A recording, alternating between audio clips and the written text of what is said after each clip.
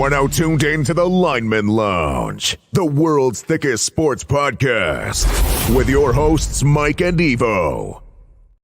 Come on, bitches. This is the Lineman Lounge. I'm Mike. That's Evo. We are back. It is Saturday. Nice little morning here in Ohio. Super early in the morning for you, Evo. Well, not super early. It's almost 9 a.m. I am just bushed. Just a little tired. But man, we are back. We have a busy fucking show. We're gonna talk NFL, all NFL, basically the entire show today. But man, I'm pumped. Christmas. How was your Christmas, brother? I know you guys were able to have the boys at the house. Christmas go good. I know Christmas here was fantastic, but how's everything been? It's been a little while. Yeah, Christmas was fantastic. Like magical experience for us, for the lady, and hopefully really special for the boys too. So super enjoyable. It's been fantastic having them here. I can definitely tell you I'm getting a lot less sleep than normal. We have a packed bed. One of us in here watching me right now. You don't want to jump on? You don't want to say hi? All right. All right. Oh, well, yeah, he's just going to chase the cat. There we go. But yeah, it's been awesome. A lot of fun. And it is definitely wearing me out because I'm not used to it. So energy drinks are key to running this. Very nice. Very nice. Actually, I'm very thirsty myself. I need to get some water. But yeah, man, I've had a fucking great Christmas. I'm rocking a couple of the items that I received for Christmas. Very nice. The starter jacket might be my favorite thing that I've ever owned. Honestly. Yeah. It is very classic, very old school. Very classic, very old school. Enjoyed it. It worked very well for the Thursday night game. They had the white out. It was very cool. But we'll talk about Thursday night game kind of as we get into that. But man, it has been a wild kind of start to the NFL week. So we had our Thursday night game. We're going to recap that. I was there. It was fucking fantastic. We got a Saturday game today, primetime game with some pretty big implications. And then going into tomorrow, huge games. We're in week 17. Everything is now super important to basically every team. You're either fighting for a playoff spot or you're working your way towards hopefully a better draft pick, depending on what side of the aisle that you're on. And then we have teams that seem like self-sabotaging, or at least sabotaging certain players. But we'll talk about that as well. But brother, do you got anything that you want to kind of kick the show off with other than kind of hitting a recap of Thursday night? No, let's get into this week's games, specifically your Thursday night game. I know you're super pumped, super stoked to be talking about your Brownies' little win over the Jets and the potential comeback player of the year. Should be comeback player of the year. Joe Flacco is, and I got to preface this, like before this season started, before fucking Joe Flacco got signed, I'm not a Joe Flacco guy. Like I watched him rip my heart out of my chest for a decade plus in Baltimore. He gets traded away and, he's not very good. Doesn't do great things out in Denver. Doesn't do great things with the Jets. Kind of tough to do anything good with either of those teams in the situations that Joe is put in, though. And then we hear, okay, we're maybe signing Joe Flacco. I don't know if I love it. I'm fully on the Flacco train now. I got Flacco fever. The man is fucking elite. He's the best quarterback that the Browns have ever had in my entire lifetime of watching the fucking Cleveland Browns. He is the best quarterback that we have ever fucking had, and it's not even close. That's a bold statement. That's a bold statement. Look, I'll say basically the same thing. Like even when Flacco was with the Ravens, I respected what he was doing, but I thought that he was like a above average quarterback with a strong arm that had pretty darn good talent around him. And then, that was obviously successful, but it wasn't like super taking them over the top consistently. Like playoff team, yes. I don't want to say like my Vikings with Kirk Cousins because we haven't had even that same sort of success consistently until Cousins has kind of been unlocked by KOC. But that being said, like I at this point in his career, what we saw from Flacco, especially the past couple years where he was with the Jets and stuff like that, it seemed like he was that true old journeyman who was a warm body that could pick up a playbook and run an offense, but you weren't expecting much from. He was just a placeholder and kind of a mentor type of guy, but I never really expected much out of him. And right now, he is playing a brand of football that feels very nostalgic. Joe loves ball, and he is old school. That old school style of quarterback, slinging it. Yes. Can he run an offense? Yes. Is he savvy? Yes. But like, he is not the mobile quarterback that we're kind of used to seeing today, the dynamic quarterback like that. He's playing a very old school black and blue brand of NFL quarterback that is from like a decade ago.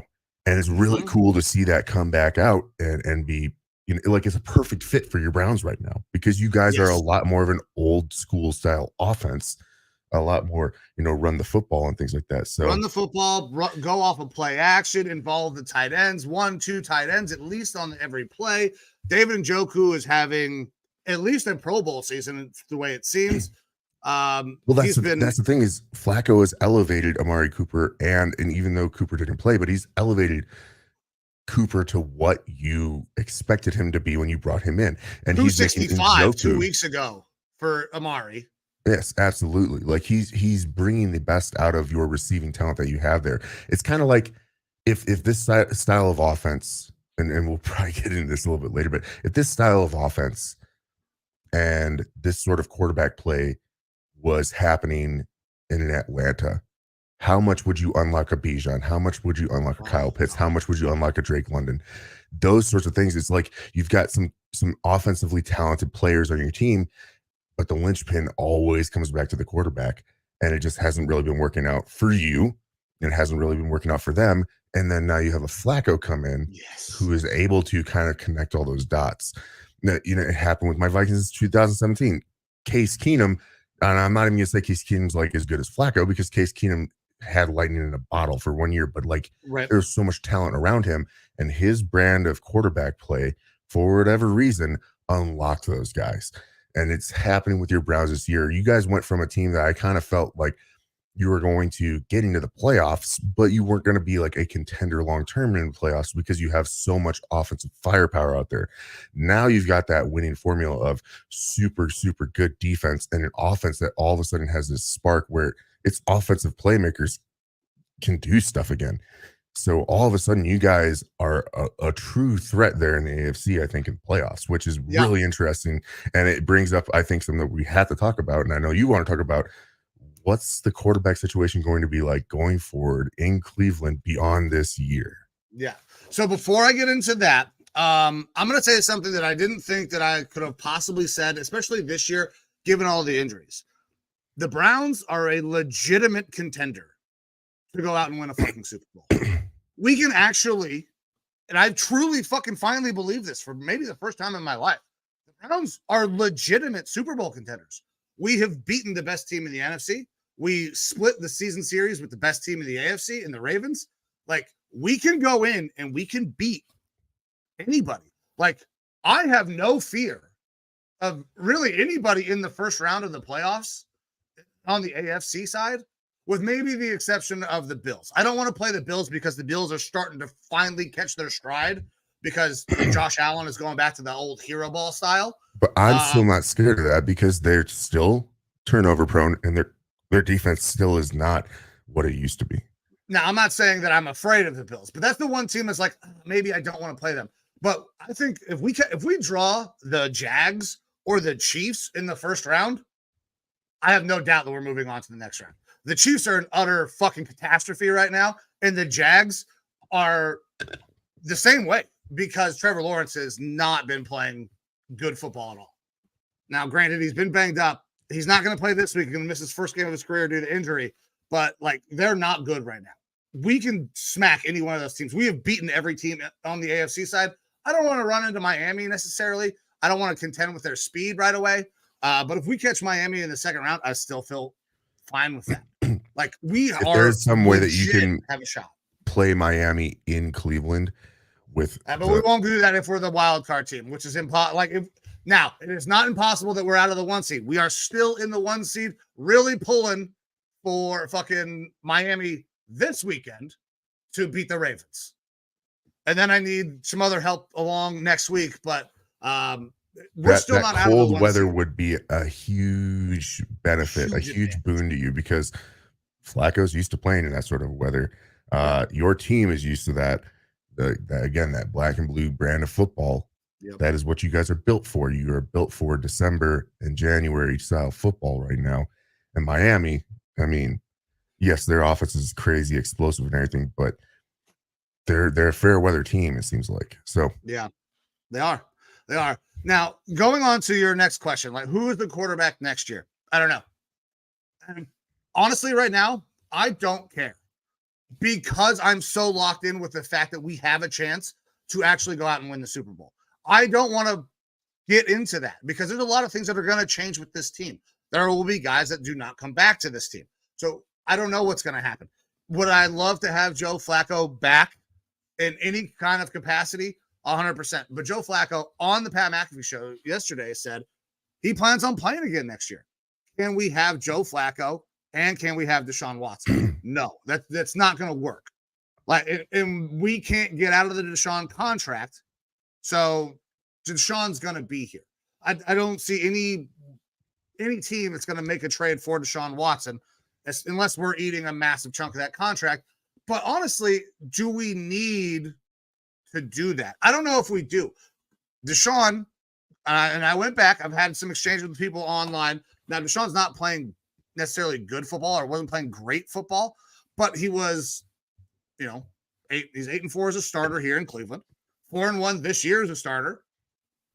Maybe not the most efficient offense that we could have when he's on the field, because he doesn't run an offense like Flacco does. Flacco is a more veteran guy, good turning his back to the defense, runs play action, all of those things, or what we do really well, what Stefanski loves to call.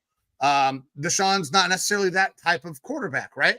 But like, when you see what Stefanski has done to manipulate this team, changing schemes basically throughout the entire fucking year, do I have faith that he can do that with Deshaun? Sure. I don't need world-class quarterback play. Now, I'm getting it right now from Joe Flacco, and you see how goddamn explosive this team can be when you get that world-class quarterback play.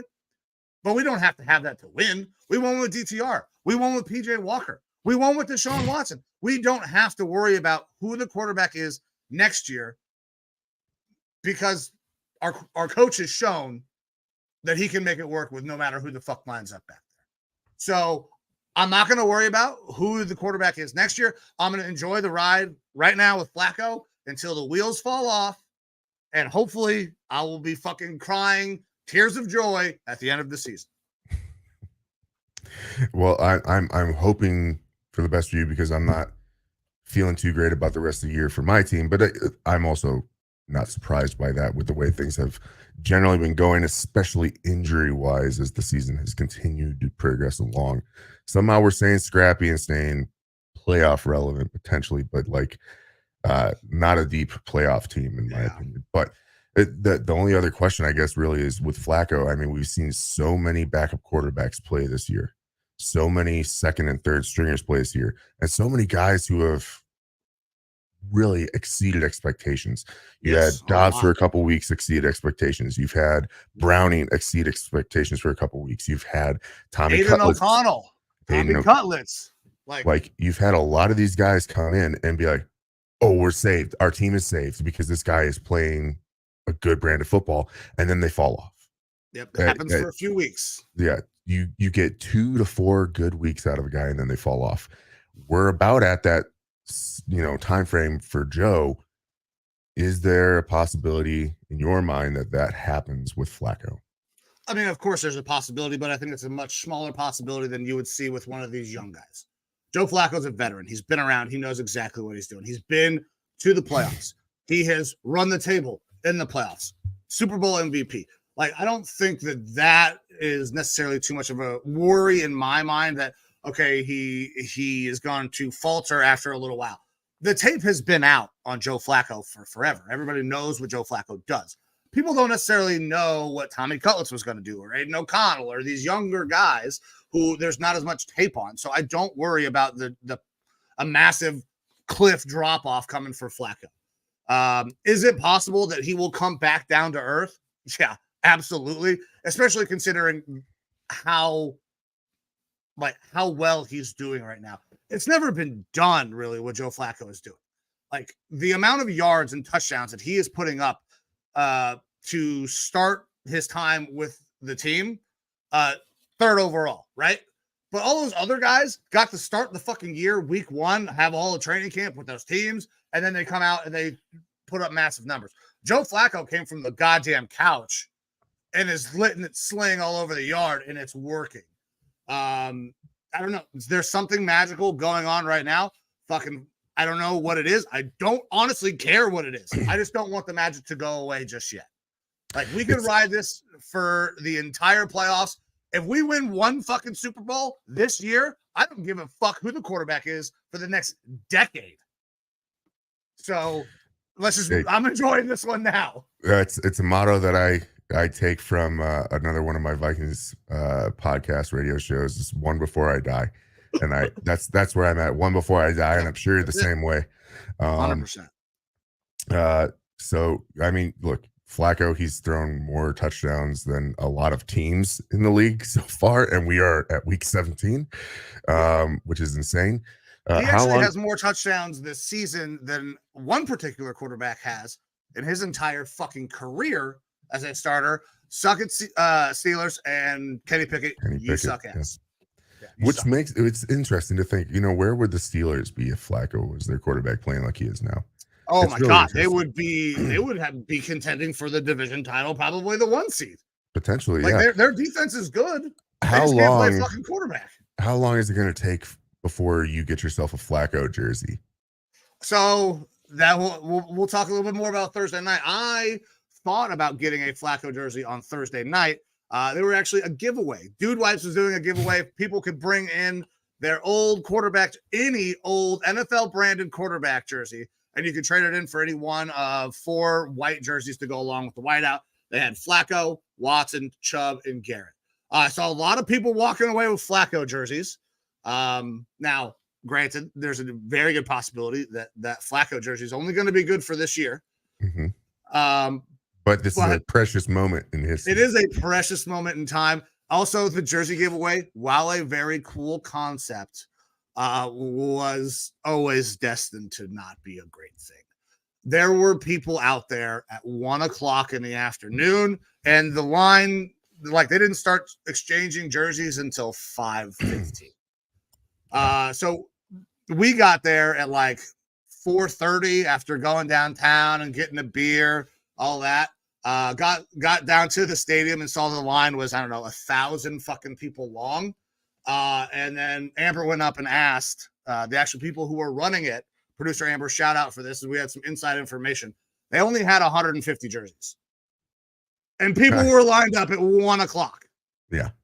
Not happening. So there was no shot. You had to be there. You had to spend your entire day out there. I actually put out a tweet basically telling people, do not fucking come to get a jersey. You got no shot. Oh, it happens. I mean, all right. But hey, shout out Dude Wives for doing that. Yep. And awesome win by your Browns. A pick that we both kind of got correct. Your pick was, we talked about this before the show. A little bit interesting because you said Browns by 3 scores. They did win by 3 scores. That wasn't necessarily the line or anything for this game, but whether you wanted to do money line or drop the points, you were correct in that one.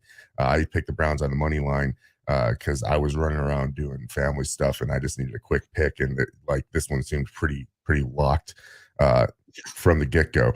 So you want to bring up our picks from last week and see how we did. Absolutely. Before we get into the rest of the games. I sure do. So last week, another kind of very middling week for both of us. I went 8-8, and you went 9-7.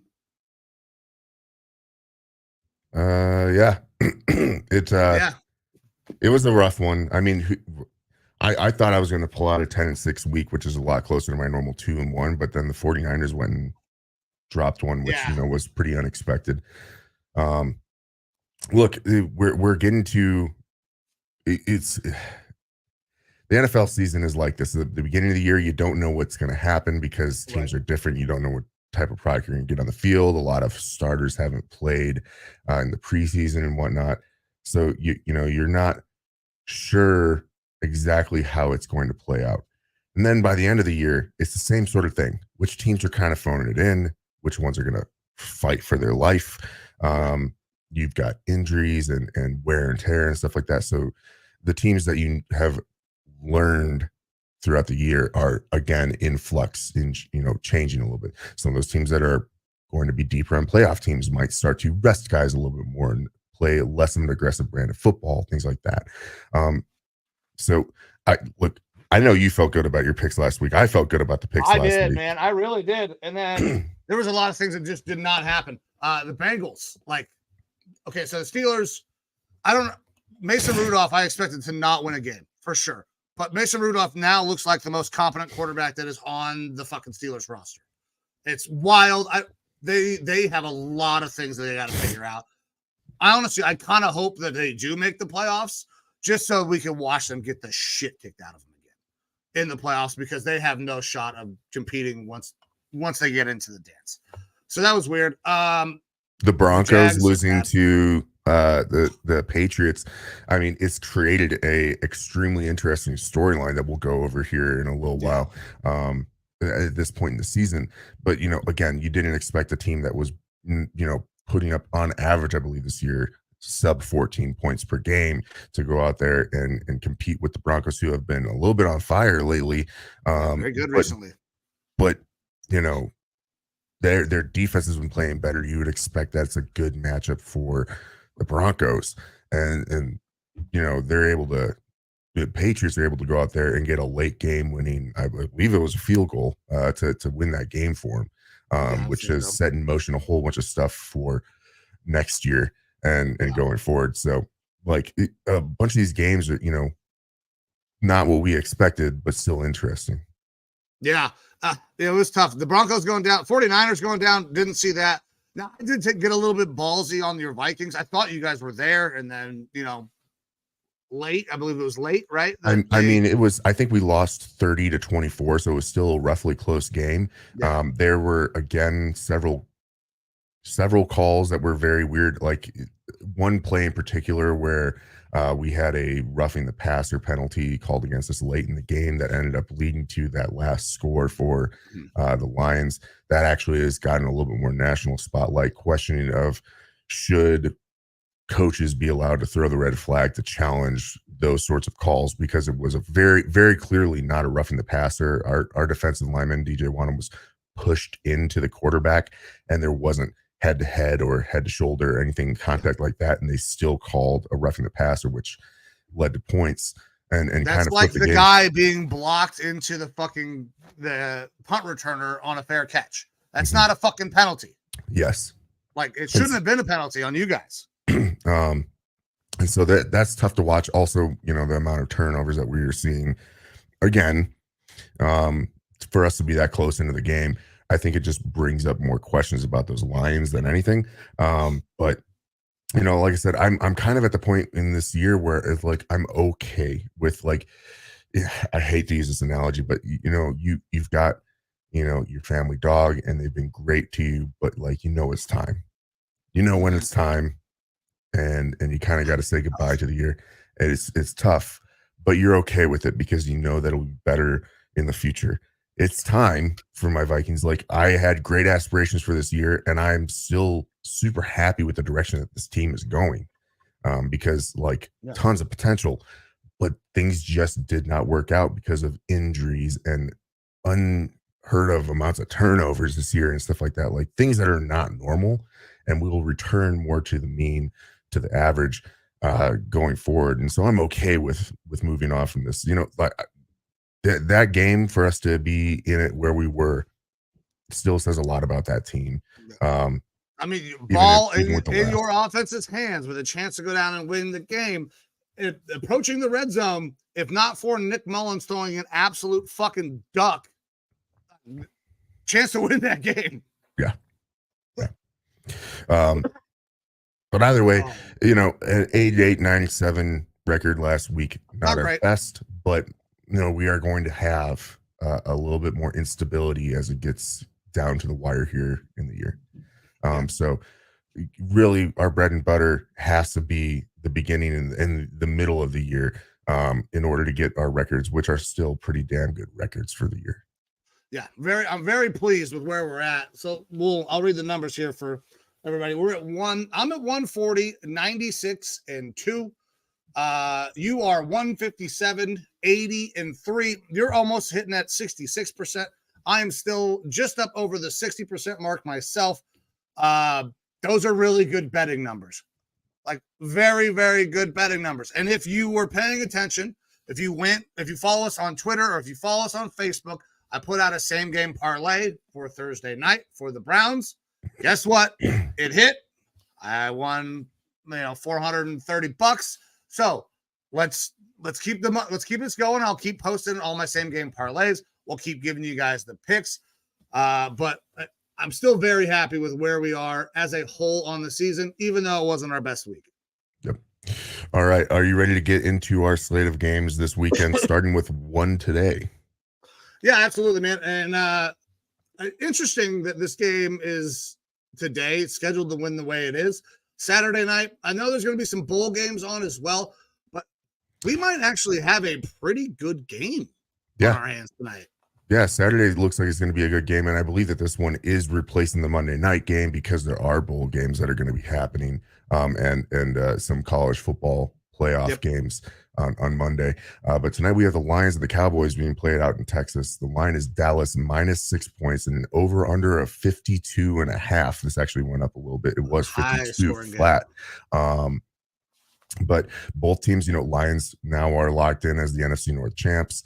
Clinched the playoffs there. Cowboys are still fighting as one of the better teams in the NFC, despite having a little bit worse record than the Lions there. They're still in the hunt at this point.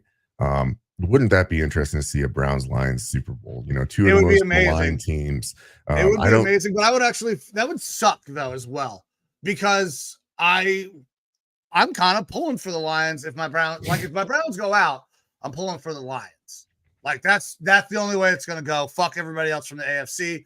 Your Vikings honestly don't have a legitimate shot to win it. So if I'm going to hitch my wagon with somebody else, I'm going to go with another maligned fan base. I don't know. We got Jaron Hall playing this week as the starter, and maybe we get 3-4 good weeks out of him.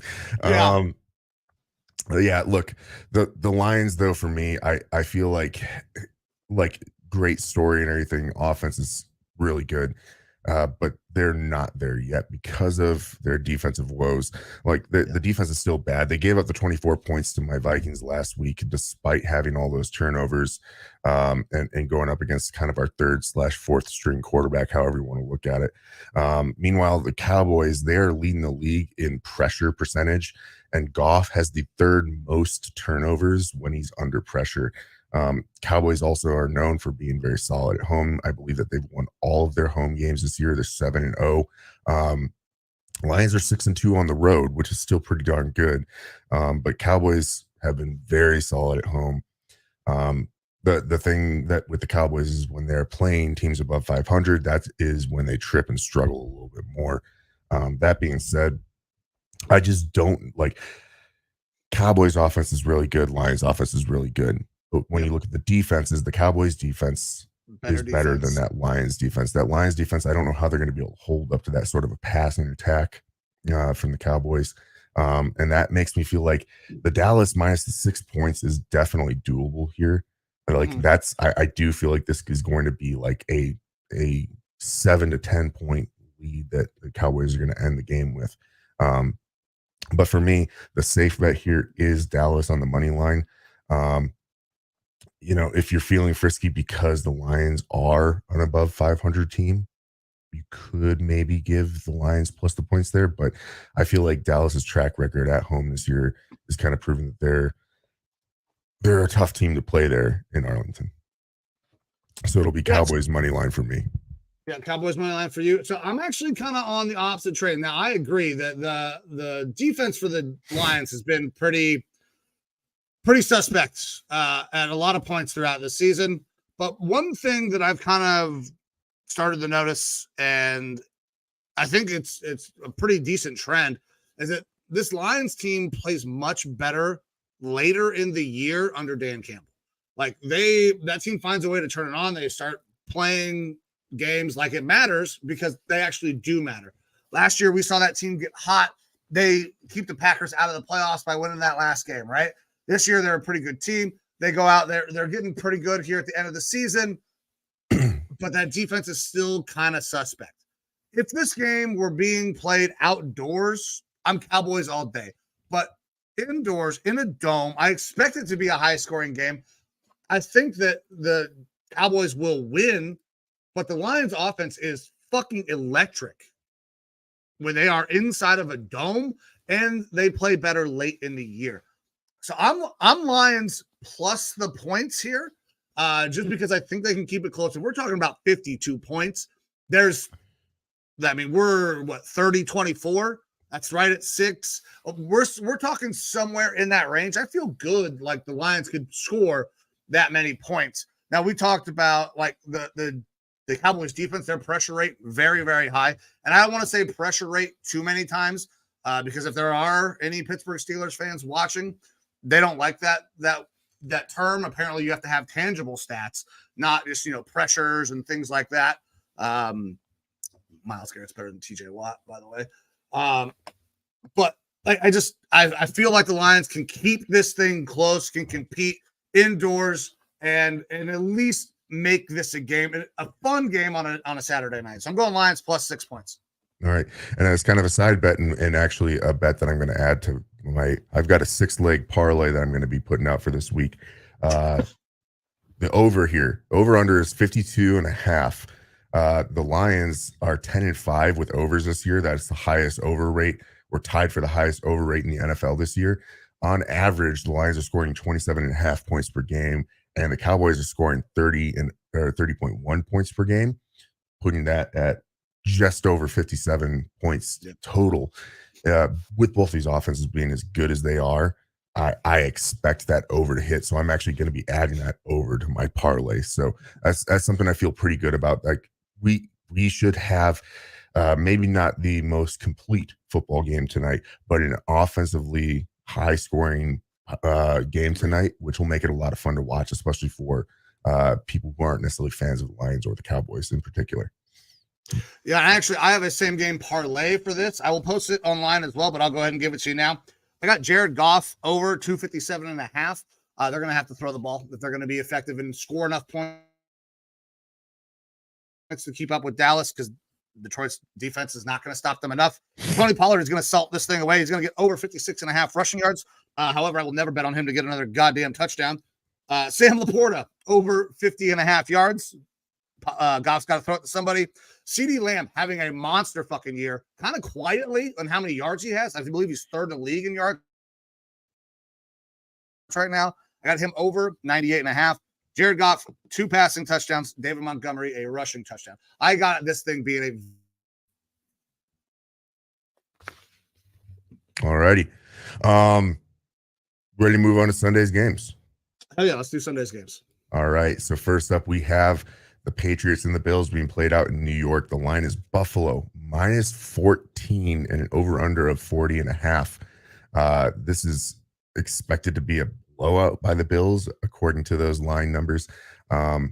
Bills, again, they have been playing better. They've been looking better. You've got New England going out last week and getting that one versus Denver, but I don't think that is like necessarily the norm. That was a little bit more of Denver kind of stepping on their own crank with things, and you could say if they're trying to tank or do something weird there, obviously some shenanigans have happened, which we'll talk about when we get to their game. But Bills are gaining momentum. I still think the Pats are a bad team. Ramondre Stevenson on the IR now, so he's done for the year. That was one of their best offensive weapons. For me, the line is just too big to really touch one way or the other, because I cannot trust that Patriots team to put up consistently 14 points, let alone, be within 14 points of another team. And meanwhile, the Bills, they've had enough struggles this year where it's like, if New England decides to have a little bit more of a frisky game and Bills give up a little more turnovers, you're going to be within that 14 number. So for me, it's Bills money line on this one. I feel confident that they should be able to win this game. But by 14 points, that is a a big ask unless they're actually firing on all cylinders. Yeah. So, and I agree, man. Like, and I only need really one kind of stat to tell me that you don't take this spread.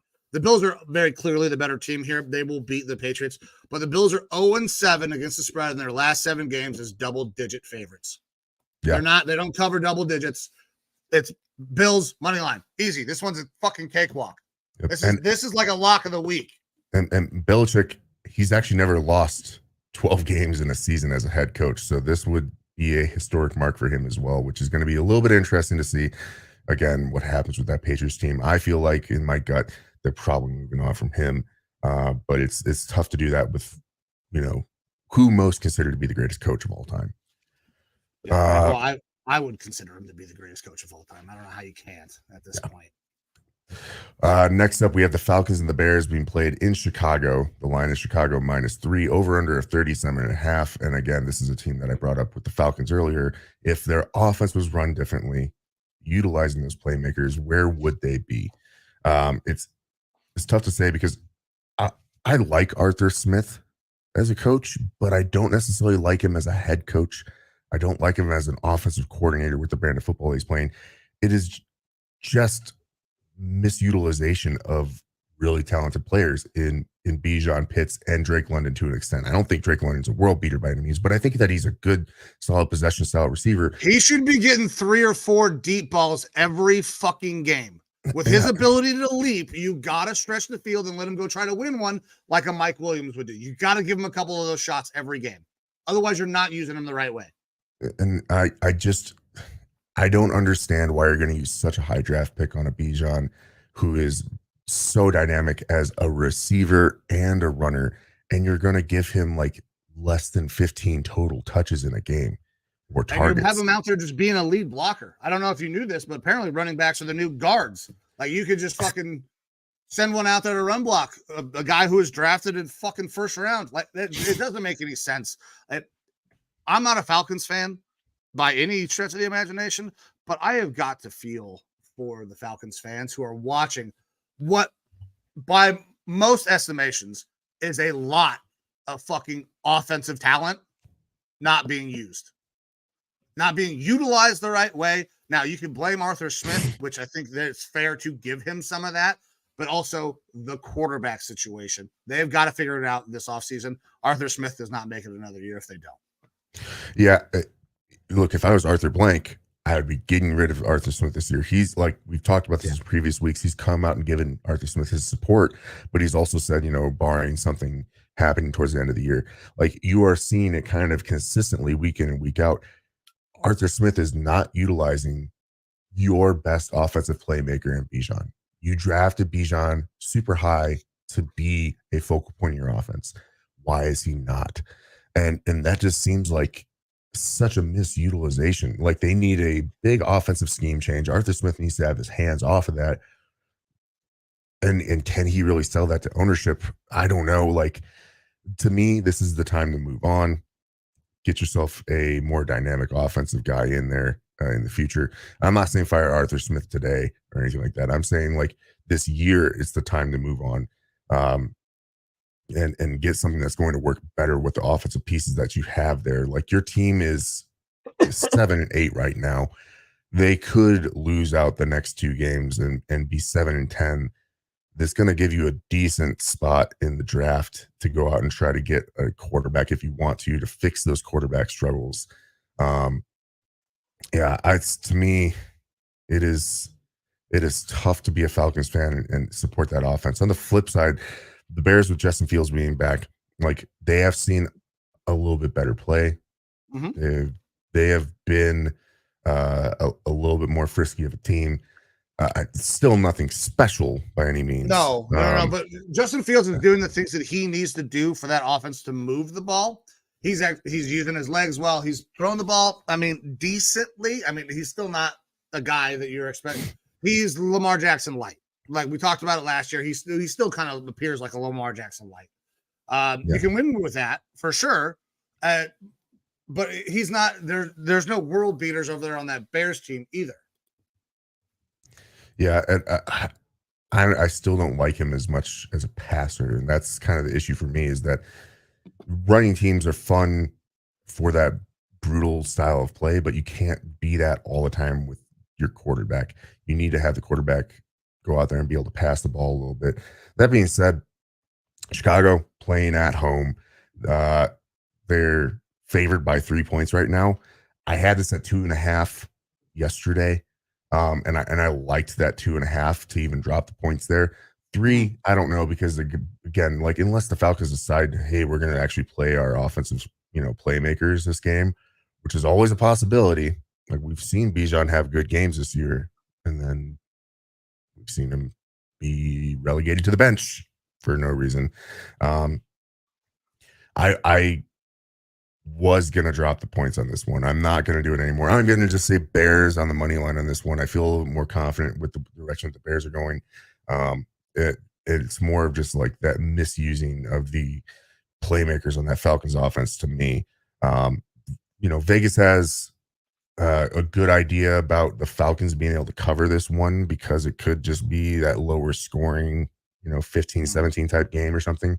But I don't want to put any faith in the Falcons right now, even though they are technically still vying for a potential playoff spot there in that terrible NFC South. So for me, it's going to be the Bears in this one, money line. All right, I'm chasing you on that one. I'm going Bears money line as well. Listen, neither one of these teams are very good. But what's up, Facebook user? I don't know who you are. If you can give permissions to StreamYard to share your stuff, we can get your name out there. We'll give you a shout out. But yeah, neither one of these teams are good. The Bears are, I'm not even sure if they're necessarily better, but I think that offense is becoming a little bit better. Don't, what am I trying to say here? The re-addition of Khalil Herbert into that offense is going to make them much better. Having an extra playmaker, and it's not just on DJ Moore to try to go out there and win his matchup every time.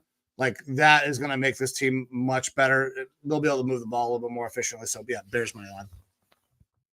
All righty.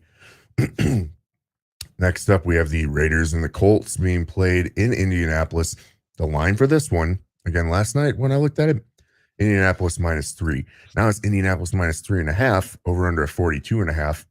A line that I feel a little bit weird about because I like the way that the Raiders have been playing. I like the way Pierce is coaching this team. The Colts are kind of that middling team that isn't special in any one way to me. Whereas the Colts, they're kind of riding the lightning of this new coach and positivity and stuff like that. The Raiders go out and get a win last week versus the Chiefs, which, pretty impressive. So, I mean, Vegas agrees with me on this one. Everything is on the Raiders to win this game. I don't feel bad about the Raiders' money line in this game at all. Like, I think the Raiders are going to win outright. I'm going to take the points. Maybe not for that parlay, not to foreshadow that. Maybe not for the parlay I'm going to put out, but I'm going to take the Raiders plus the points in this all day. If you're going to give me 3.5, yeah, I'm going to take it. If I think the Raiders are probably going to win this game, I'll take the extra points. Why not?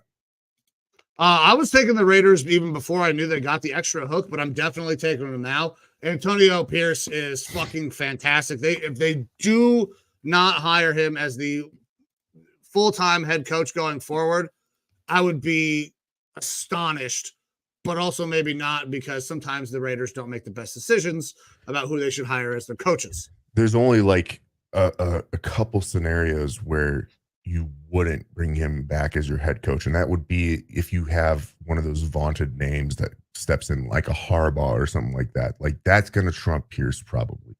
But other than that, like, you don't take another. I mean, it might trump Pierce in the ownership's eyes, but if you go into that fucking locker room, there's nobody who should walk into that locker room other than Antonio Pierce. That's the only fucking guy that should walk in there. And you could ask anybody in that locker room, I bet they'd say the exact same fucking thing. Yep. Like, he has done a great job with that team. They are 6-1 against the spread since he has become the head coach. I get the extra hook. Fuck yeah. Raiders plus 3.5. Yeah, absolutely. Next up, we have the Rams and Giants being played in New Jersey. line is Rams minus 6 points, over under of 43.5. Giants are putting Tyrod Taylor out there, I believe, as the quarterback. It's no longer Tommy Cutlets, though. No, Tommy Cutlets is not starting. Sherrod will be starting. I think Tommy will will still remain on that team. But it'll be interesting to see Tyrod back out there. I put something out, but go ahead, man. I'll let you finish prefacing and all this.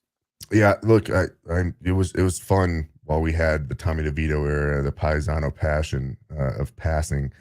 It's done for now until Tyrod, gets another lung hurt, which is very possible, even in this game.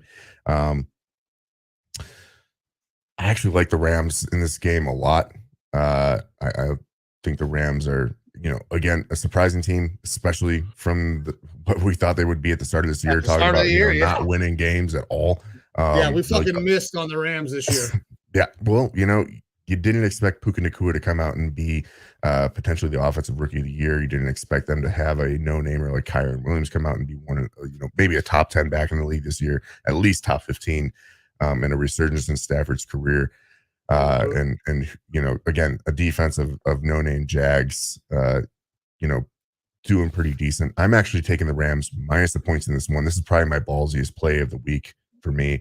I like the Rams enough against the Giants at this point where, the Giants aren't really playing for a whole lot. I think you had a spark with Tommy Cutlets there that was special for the team because they're like, hey, we are taking this guy that no one knows, no one's given a chance. He's getting this cool nickname. We have a little bit of juice to us, and now they're going back to Tyrod. Not that they don't like Tyrod or anything like that, but like the flair, the emphasis on this team is probably kind of gone. We saw an uptick in play from Danny Dimes when Tyrod came in, but it wasn't substantial. Like, it wasn't big. The uptick that you saw from Tommy DeVito being in there wasn't huge either, but it felt like a lot more just because of him being less talented overall and less known. I don't see any sort of an uptick from Tyrod going in there. I think it ends up regressing a little bit back to kind of where it was when Tyrod was getting those starts earlier in the year. So I don't know that the Giants are going to be able to do a whole lot of this game. I think that they maybe struggle to put up 14 points, whereas I could see the Rams putting up 24. So I'm not necessarily on the same page with you on Tyrod. I think that Tyrod has gotten a kind of an unfair shake a lot of the times. He gets the Bills to the playoffs, but it wasn't good enough for the Bills, who had not been to the playoffs in forever when Tyrod had finally got them there. He gets an opportunity out in, I believe at the time it was San Diego Chargers. And then doctor punctures his lung with a needle, so he loses his starting job. He never gets it back because Herbert's there. He goes and decides he's going to be a backup. Danny Dimes does not deserve to be a fucking starting quarterback. It's a fun story, and Tommy will eventually maybe be a guy that sticks around the league for a while. But Tyrod is the best quarterback on that roster.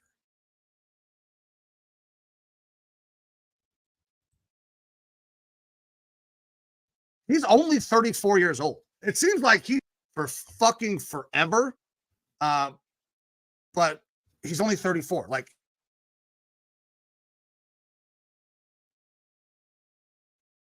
Froze very badly. Yeah, I've been seeing you freeze a lot here. Yeah, that's what producer Amber just told me as well. So,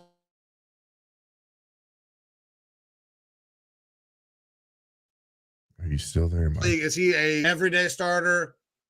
No. Will he be able to?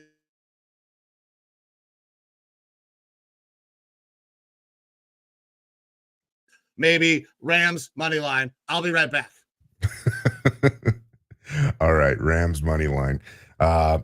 So Rams minus the points for me. Again, that's probably my ballsiest pick of the week going forward because, look, I think the Rams are definitely the better team here. You could always see some sort of a weird uptick from Tyrod Taylor, but at this point, your team is 5-10. I'm not expecting a whole bunch of firepower from this team anymore. They're not playing for a playoff spot or anything like that. It's more pride and future, I don't know, contracts and stuff like that for certain players. But they definitely are going to be looking at a reset this year. All right. Next up, while Mike is gone resetting his internet, we have the Cardinals and the Eagles in Philadelphia. Line is Philly minus 12, over under of 48.5. So the Cardinals, we'll start with them. We've kind of expected them to be a crappy team this year, and their record would agree with that. 3-12, 1-7 as an away team, no good at all. But they've been that scrappy team the entire year, where you're not expecting them to compete anywhere near as much as they are. I mean, they beat the damn Cowboys earlier in the year, but they still are a 3-12 team. They still aren't anything super special. Meanwhile, the Eagles, they have had a pretty terrible run. I would say at least the past 4 weeks, maybe 5 weeks if you want to. They are 2-3 in that stretch, but they have lost to the 49ers, Cowboys, and Seahawks, all pretty solid teams. And then last week, the Giants, they do beat the Giants, but it was 33-25. That was a lot closer than it should have been, especially with that quarterback instability there for the Giants.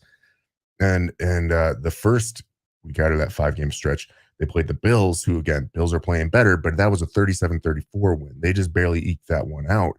And then from there on out, kind of went on a bit of a tumble.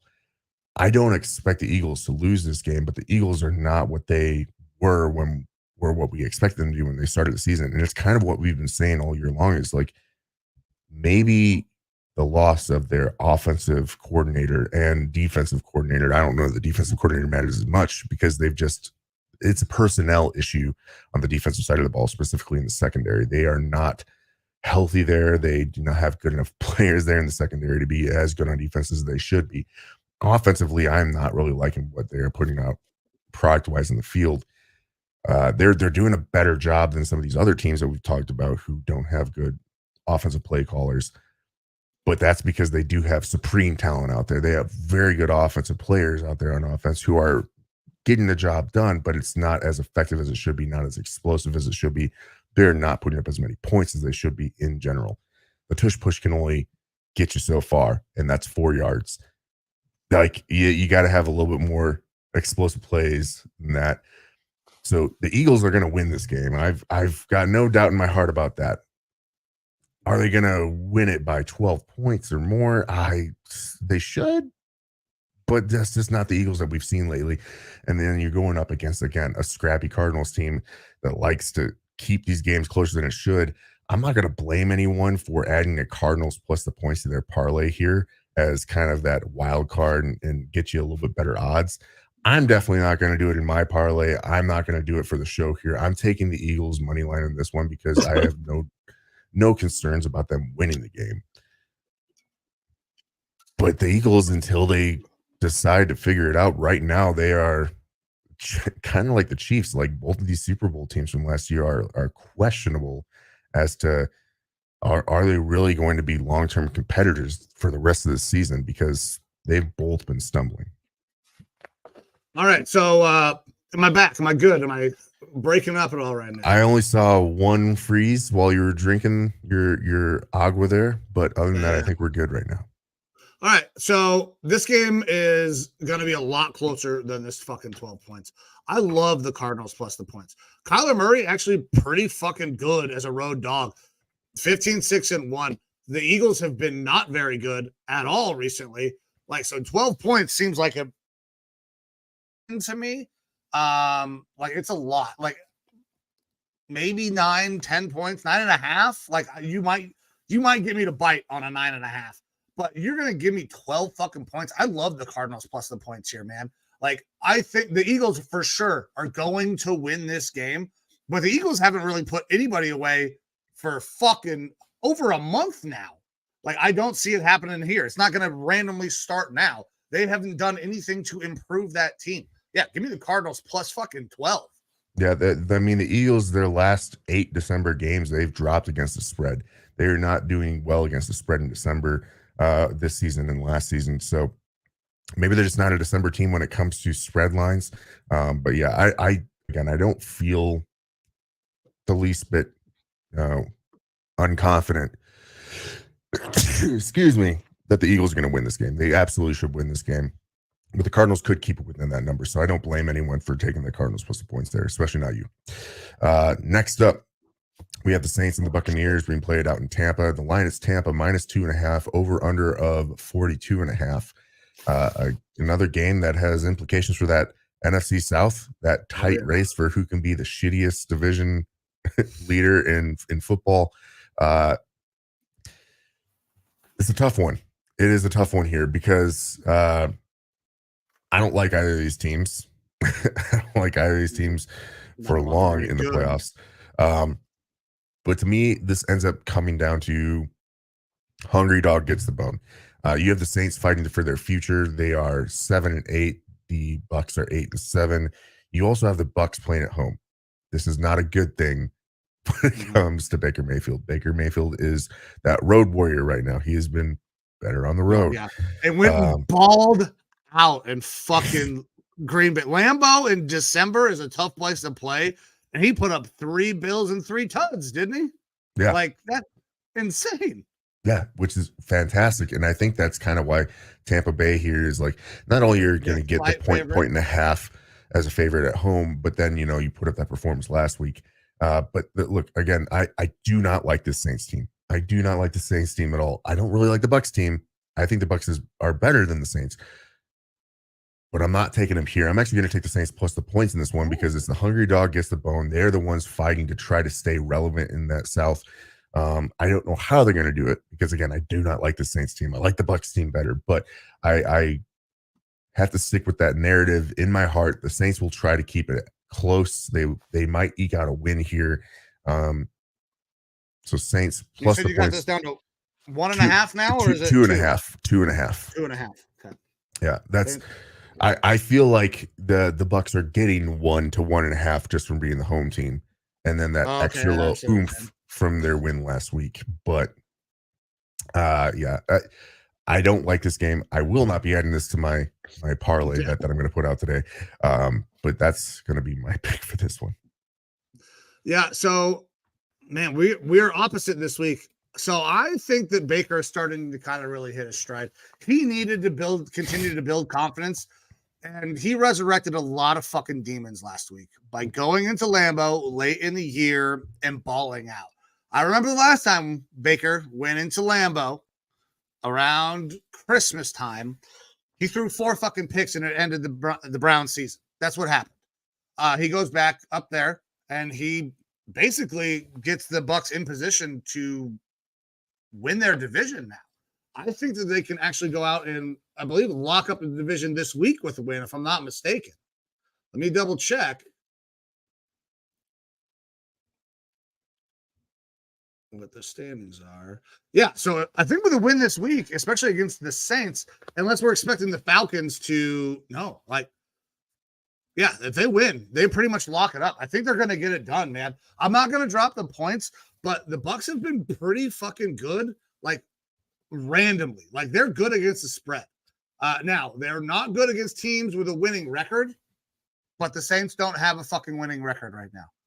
I'm gonna play the home team. I'm gonna roll the dice a little bit. I'm taking the Bucs money line. All righty. Next up, 49ers and Commanders being played in Maryland.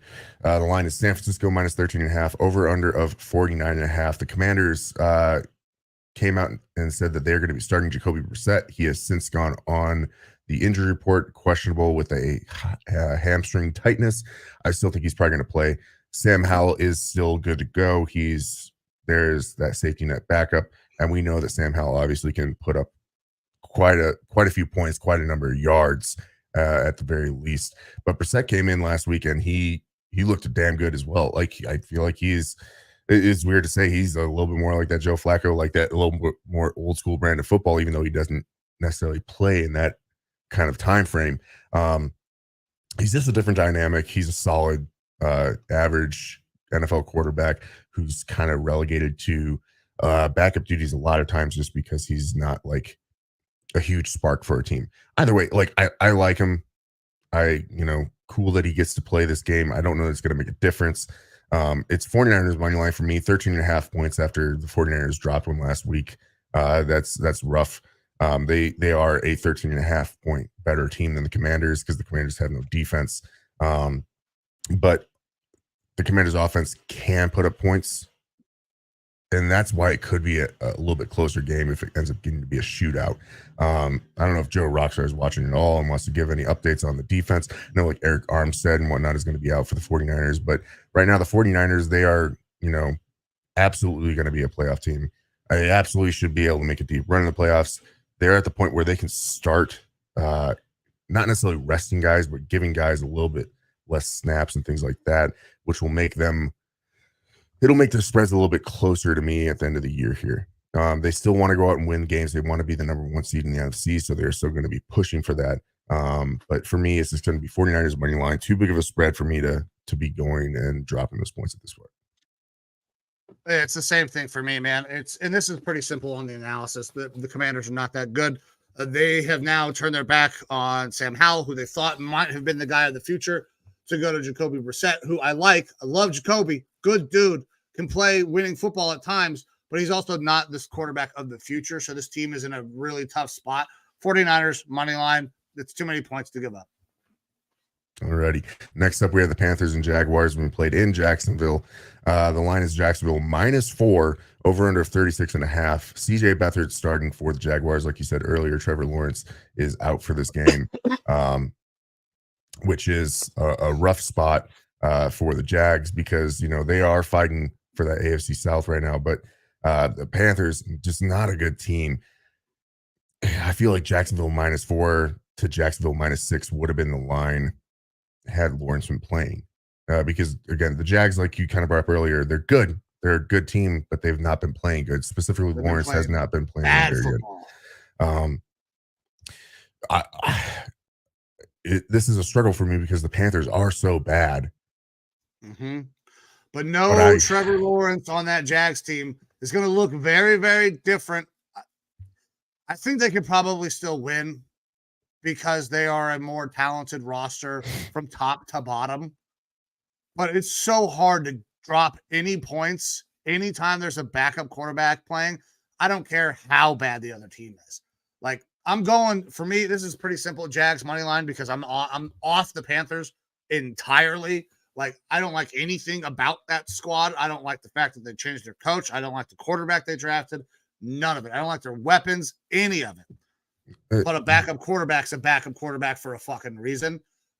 So I'm gonna go with the Jags on the money line, and they'll probably win this game fucking 12-9 because the Panthers can't get in the end zone, and Jags might not be able to get in the end zone without their starting quarterback. Yeah, and I'm the same way. I mean, it's going to be Jags money line for me. But you look at the over and under number here, 36.5. They're expecting it to be a low scoring game.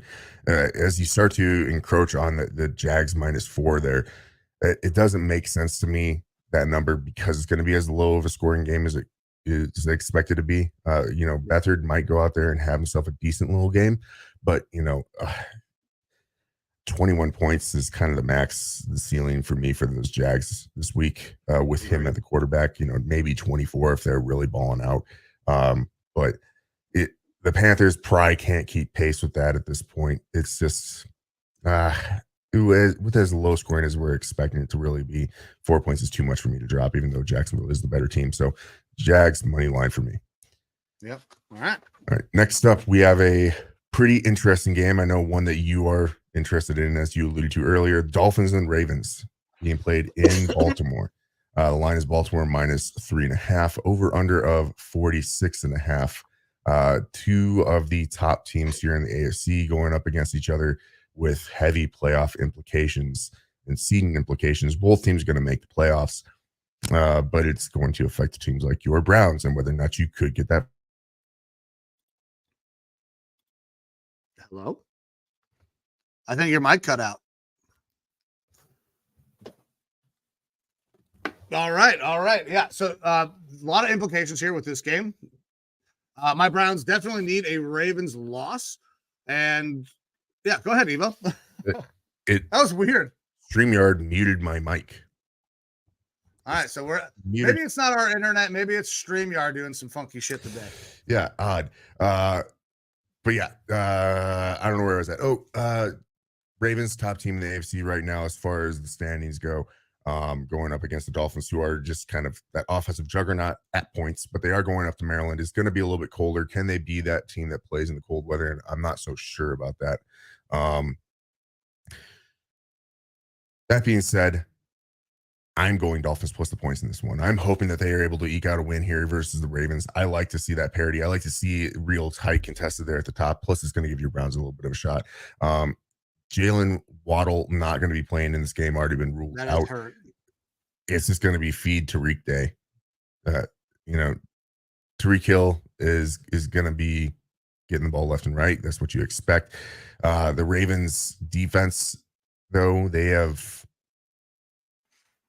really fucked up a lot of quarterbacks this year. I'll put it that way. They are fucking good. They have knocked a lot of quarterbacks on the injury report this year, and that's scary when you're having Tua go out there in a cold weather game, who has somehow not had a concussion this year. Is this going to be the game? Could be, because if he gets that concussion, that could be the end of the Dolphins' season, like playoff. Yeah. If he's out, he's out. Like it's done. Their season is over if Tua goes out. Yeah. So it's a tough one with that in mind, but I guess you can't play with the expectation that there's going to be those sorts of injuries.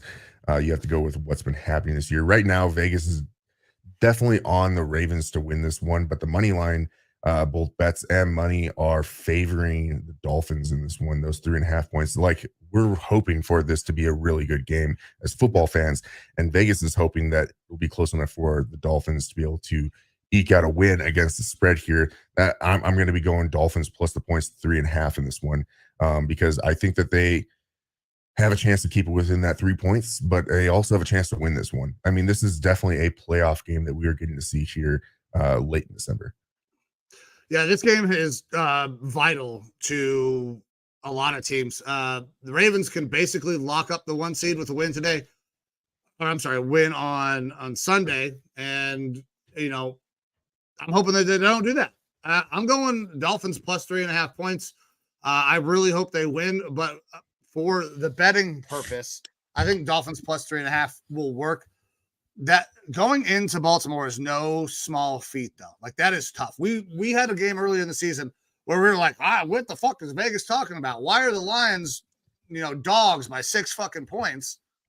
And there was an absolute reason why they were dogs by 6 points. They got fucking smoked the entire day.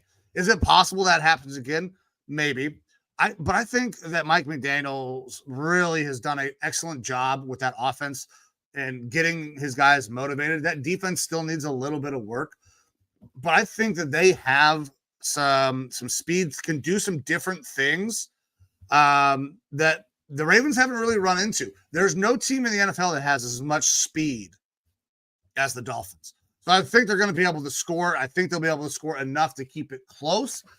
So 3.5, I like that. They maybe lose on a late Justin Tucker field goal, but I still get paid for that. My Browns will, rest everybody next week if that happens.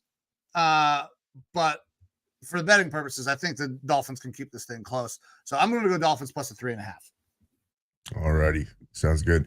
Next up, we have the Titans and Texans being played out in Houston. The line is Houston minus 4 points, over under 43.5. And CJ Stroud is back from his 2-week hiatus for the concussion. Nico Collins was back last week, still put up a pretty good number. Nico Collins will be out this week, playing there again with his guy, CJ Stroud.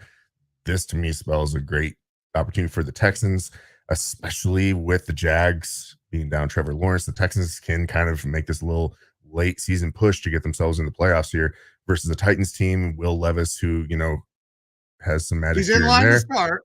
He's in line to start, but, he's been interesting to watch at times. Yep. But look, for me, I love Houston here. I'm almost liking them enough to drop the 4 points as well. I think they should win by more. This is a matchup that we already saw once this year. Texans were able to beat the Titans in Nashville 19-16 just a few weeks ago. But now they're playing in Houston. It is good to have your to be at home and to be able to play and get the a better chance at a win, in my opinion, being at home. And Stroud, I think, is probably going to be chomping at the bit to get back out there after being out for 2 weeks now. They are playing for the playoffs. They want to go get a resounding win. Houston money line is the safe bet here. I'm going to get Houston minus the points, though. I like them by a touchdown in this game, at least. Yeah. Well, I'm doing the same thing. I think Houston fucking absolutely destroys the Titans this week. The Titans are not playing good football. I mean, they've been up and down. They beat they're not going to sweep the Texans. CJ Stroud is going to come back, and he's going to let everybody know there's a reason why he's going to be the fucking offensive rookie of the year. Puka Nacua has a great year, great story, but he's not a quarterback. CJ Stroud is going to come out and ball the fuck out. I expect him to go off in this game. So I'm dropping the points as well. Texans -4 for sure. It's all right, Joe. It happens. That's part of the game, baby. All righty. Next up, we have the Steelers and the Seahawks, the Mason Rudolph-led Steelers, who are just a powerhouse now, versus the Seahawks, who are going to have Geno Smith back out there again. Line of Seahawks -3.5, over under of 40.5. I don't have a ton to say about this game. I don't like the Steelers. I don't think Mason Rudolph's performance last week is indicative of how he's going to continue playing going forward. That to me was an outlier, a fluke, and probably a situation of the opposing defense not knowing what they're going to get out of Mason Rudolph and not really being able to prepare as much as they should for him. That's not going to happen over and over again. DK Metcalf is doing good. 5 touchdowns the past 4 games. He should have himself a decent little game against this Steelers defense as long as they can keep Geno upright. It's going to be money line Seahawks for me. I just like them as a better team. They're the team that has been playing and competing more consistently with some of these better teams that we're seeing from the NFC right now. So yeah, for me, Seahawks money line, not a whole lot else to talk about in this one. Yeah, it's pretty simple for me as well. It's Seahawks money line. The quarterback situation for the Steelers is awful, and I love it. Fuck the Steelers. Like, there is so much shit going on Twitter. Like, that's my primary social media. Like, you got people that are like, oh, well, if Kenny was doing this, then this wouldn't have happened. Or, well, Mason's this guy. Why do we play Trubisky? Nobody in that fucking fan base has any idea what the hell is going on at the quarterback spot or what they should do at the quarterback spot. And I don't think Mike Tomlin does either. There are massive calls from Mike Tomlin's fucking head still, and it only got louder because the Browns made the playoffs. I don't like their chances in this game at all. I don't honestly give a shit who is playing quarterback. I think the Seahawks are a better team, and their defense is still playing very, very well. If they can get competent quarterback play, average competent quarterback play, they beat the Steelers. Yeah, so I'm going Seahawks money line. All right. Speaking of quarterback play, we have an interesting one next. This is the Chargers and the Broncos being played at Mile High in Denver. Line is Denver -3.5, over under of 36.5. And you have Easton Stick starting again at the quarterback for the Chargers without Keenan Allen, without Josh Palmer, 2 of his main receiving options. It's Quentin Johnston's time, I guess, to figure out why he was a first-round pick. And you still have Austin Eckler out there, who has not been as great this year. But on the flip side, the more interesting storyline here, Broncos, they have benched Russell Wilson. Jarrett Stidham is going to be starting. Now, the little bits and pieces that we saw of Jarrett Stidham when he was out there with the Raiders in previous years wasn't too bad. It wasn't great, but wasn't too bad. The Broncos are still favored here, -3.5 points, despite having a backup quarterback in there. They might get, I don't know, a little more consistent type play. They might not necessarily better play, but they might have a better idea of what the highs and lows are going to be from Jarrett Stidham. But that's not really what we're going to be talking about here. It's Russell Wilson. The reports started coming out and then getting verified by Ian Rappaport, Adam Schefter, those types, that Russell Wilson was basically told, I believe 2 weeks ago, Yeah. Hey. Oh, more than that. He went on a 4-game win streak following fucking what transpired. Yeah, he was basically told, hey, you need to restructure your contract or you will be benched the first time you lose a game in order to keep playing with this team. And they go out, they get the loss last week, and now he is on the bench. And Russ has confirmed that this conversation happened. It is a pretty aggressive move by the Broncos, but look, we've been talking about it. Russ for the Broncos is not long in the tooth. Like when Sean Payton came in, Russ was not his guy. Sean Payton is going to want his guy in there at quarterback, and it's not Russ. Why take the fucking job then? I don't understand it. I mean, Sean Payton, I believe, has that ego about him that he knows best. He does. And he's going to fix a team, and he obviously money goes into play with why he's going to take the job, but he obviously saw something in some of the pieces there at the Broncos, whether it's Cortland Sutton and things like that he can work with. He fucking tried to trade all these guys away too. Like I don't get it. So for today's bet, I'm going to tell you guys right now, I'll get to it, but don't fucking tail me. I'm doing this out of principle. Okay. What I'm going to bet is going to be completely out of principle. What they're doing to Russell Wilson is fucking outrageous, in my opinion. You go to the guy, you tell him that you have to restructure your contract. We're not, no matter what, you're going to have to restructure or we're going to fucking bench you. Instead of benching him right off the bat, saying that I'm not going to restructure it, what do? They let him go out there. They play several games and he goes out there and fucking wins and fucking wins and fucking wins. And then as soon as he loses one game, now everybody's pointing the fingers. It's Russell's fault. All of this shit went bad because of Russell. No, Russell did exactly what the fuck he was supposed to do. He showed up. He signed a big ass fucking extension, just like you or I would do. If somebody came to you and said, we're going to pay you $250 million fucking dollars, 150 of it is guaranteed, you're going to sign that contract. Russell's not going to say, no, please God, don't give me the money. The bad deal is not Russell's fault. That is the fault of the ownership, the GM, everybody fucking else. That's not Russell's fault. Stop pointing the finger at Russell.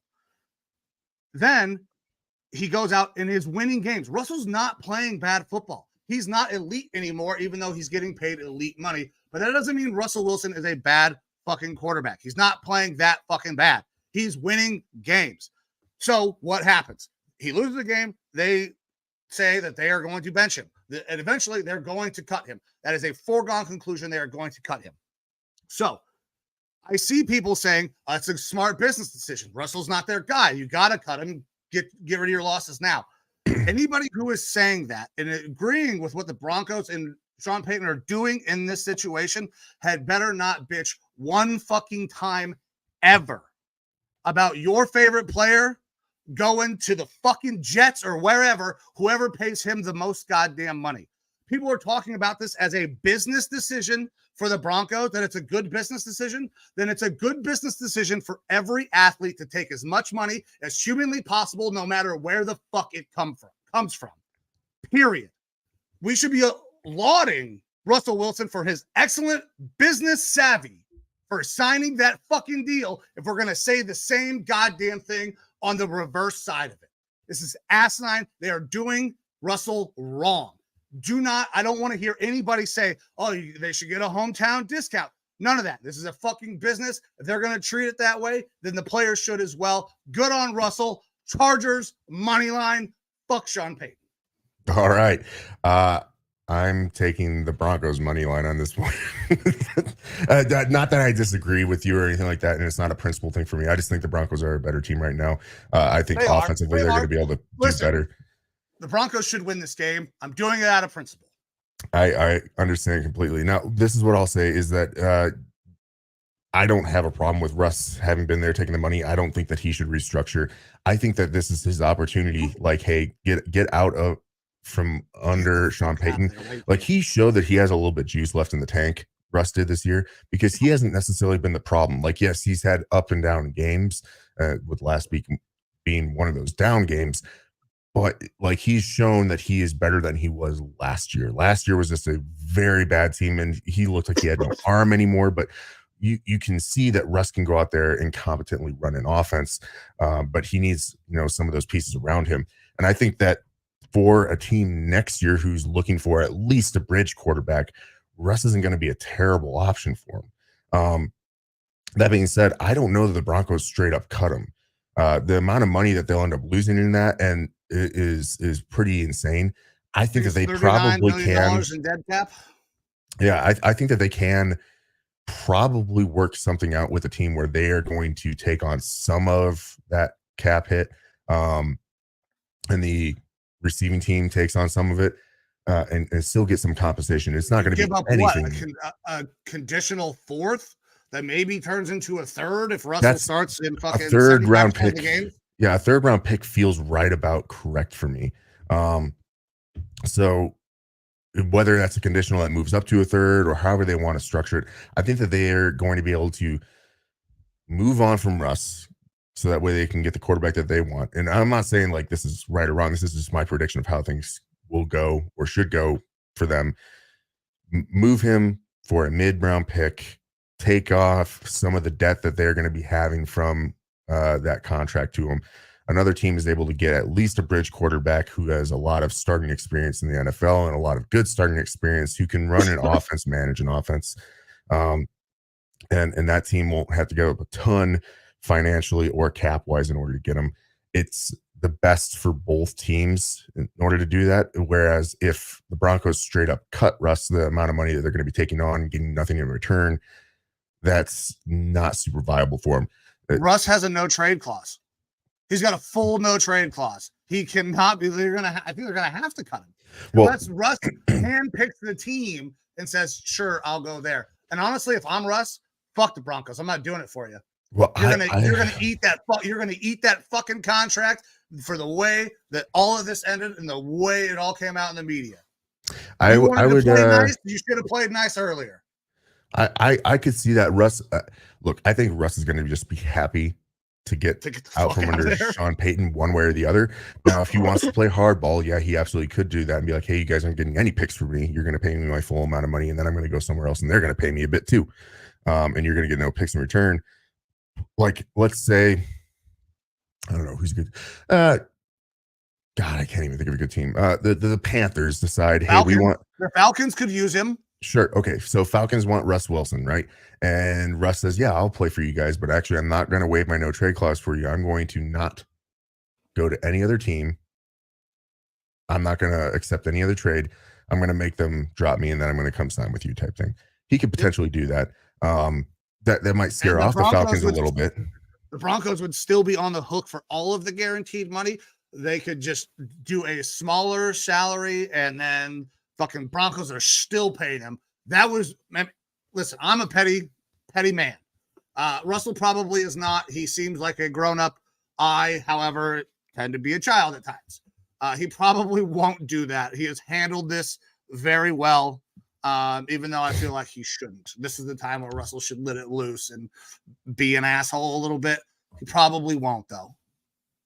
Hey, maybe there's a one-for-one swap with some extra picks involved for Kyler Murray. If oh god, if the Cardinals are wanting to move on from him, and if Sean Payton really wants Kyler, like, if Broncos fans might lose their fucking mind if you say we're going to get rid of Russell Wilson to bring in Kyler Murray.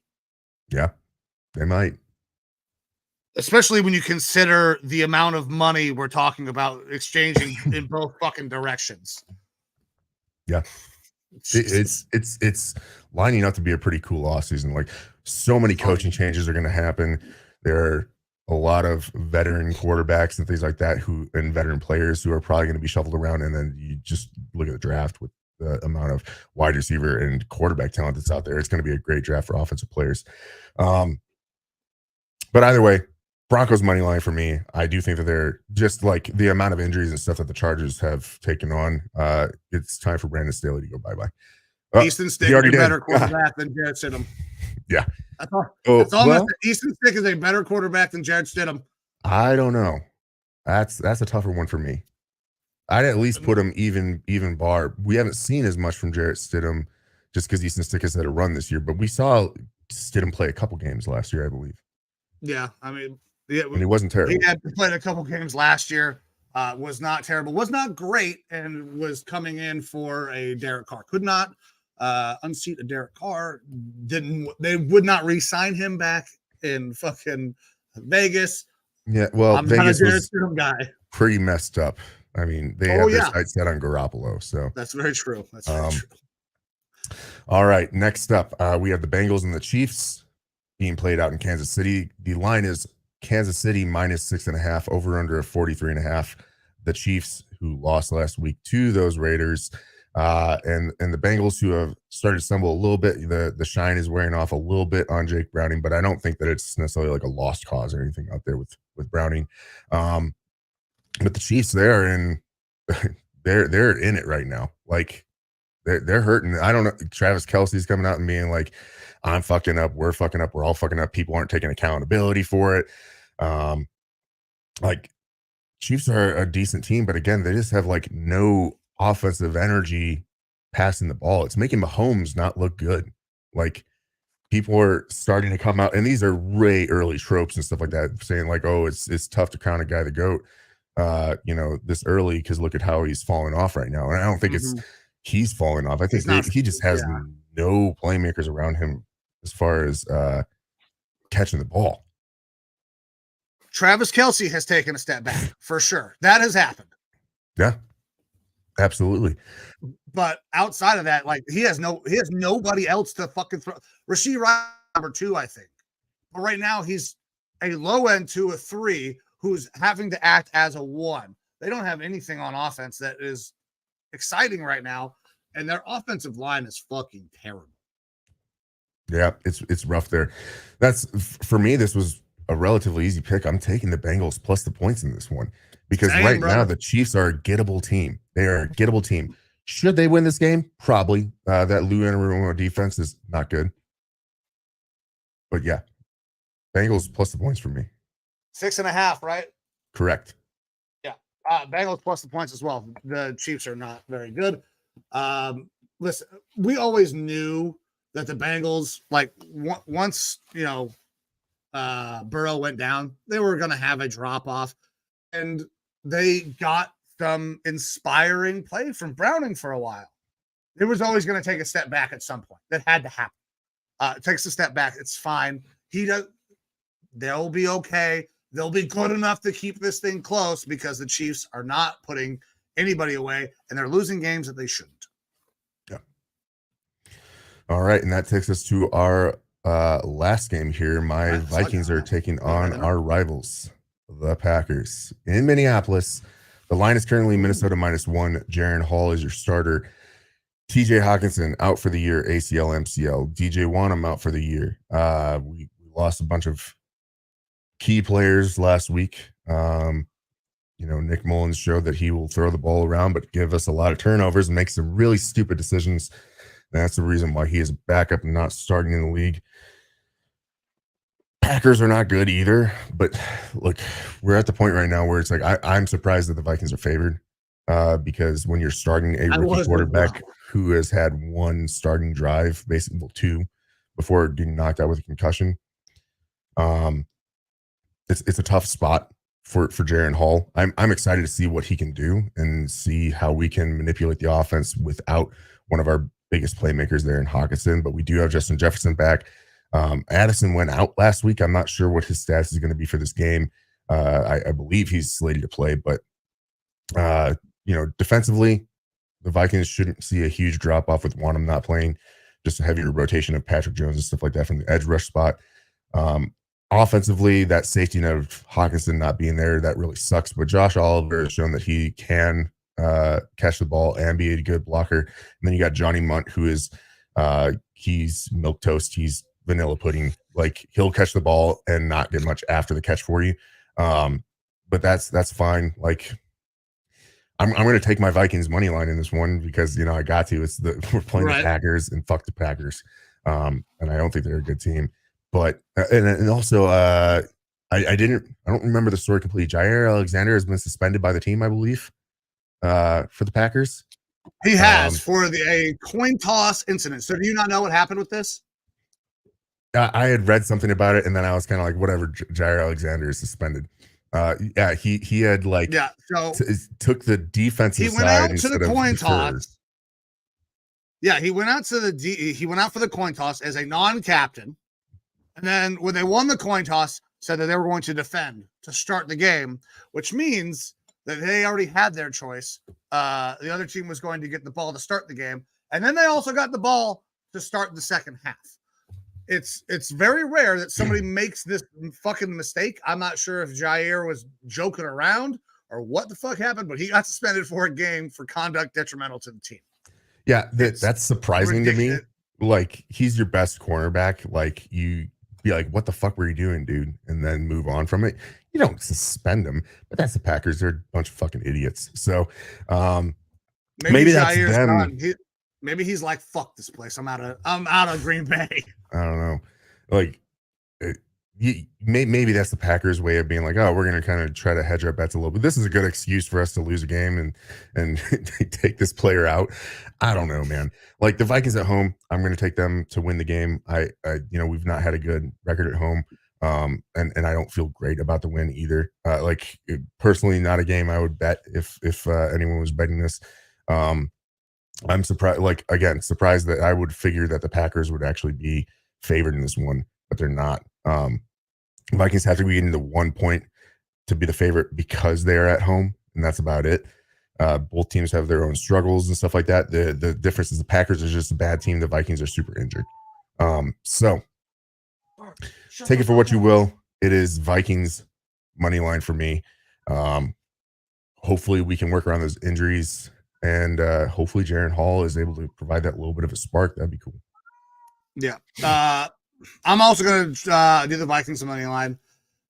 Neither one of these teams are very good right now, but I'm excited to see what Jaren Hall can do with a full game. Hopefully, with a full game with Jefferson, Addison.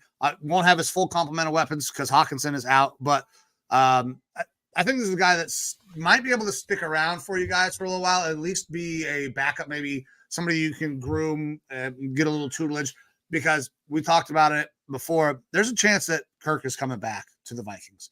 Like, if Kirk stays for a year or whatever, maybe Jaren Hall is that guy that you already have in-house that needs some time, needs a full year of grooming behind a vet, and then can become the starter. He looked like a very intriguing prospect for the times that we did get to see him.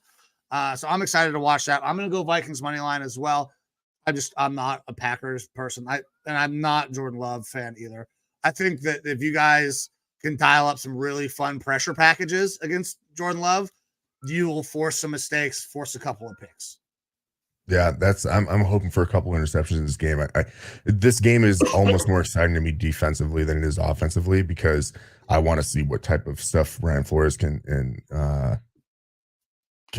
spool up to put pressure on Love and make him hurt. But yeah, that's where I'm at. Like, yeah, Cousins probably back. I think Jaren Hall can be the long-term backup.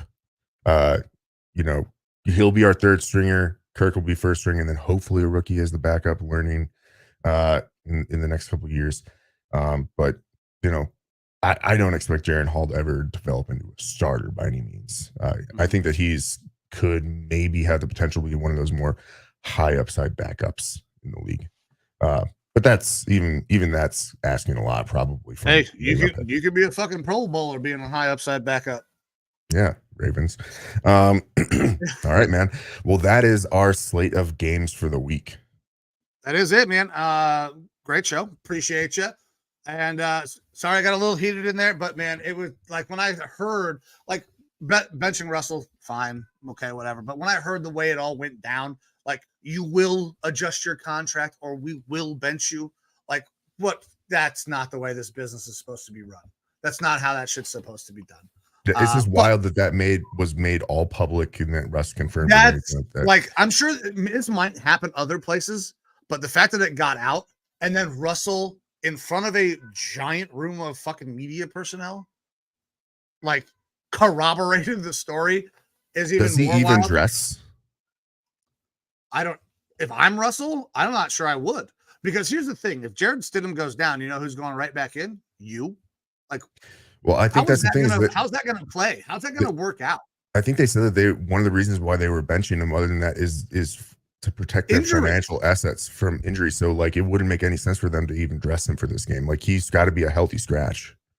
You would think that would be the smart thing to do if the reasons that you said that you're doing this are the reasons that you're doing this. You can't have him dress. Yeah.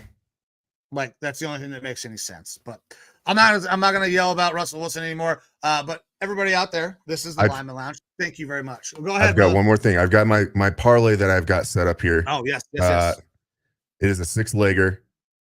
Feel free to bet it with me if you want to or not. It gives you plus 2,197 odds. I have the Cowboys money line, the over in that game as well.